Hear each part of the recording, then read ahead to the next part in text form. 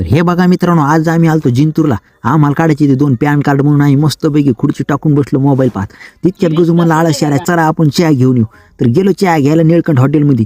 तर गजू म्हणला गिरीश का गाणं सुनेगा. एवढं ऐकून मला असं हसायला आलं, कारण ट्रेंडिंगला चालू होतं गिरीश का गाणं सुनेगा.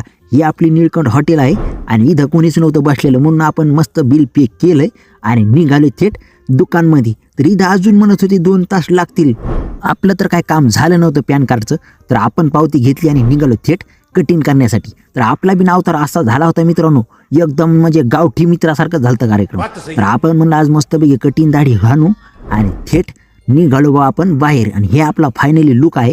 तितक्याच गजू भाऊ म्हणले चला पाणीपुरी खाऊ. तर आपले हे जिंतूरचे फेमस महाराज आहेत, मस्त पाणीपुरी बनवतात. आम्ही एकदम पाणीपुरीचा आनंद लुटत लुटत मस्तपैकी एन्जॉय केला मित्रांनो. आणि तितक्यात आपण निघालो बा थेट घराकडे. आणि आपल्याला बी जायचं होतं लवकर घरी, कारण आपल्याला पिंकलर बदलायचं काम राहते. तर आपल्या गाडीचं संपलं होतं पेट्रोल, म्हणून आपण टाकलं पेट्रोल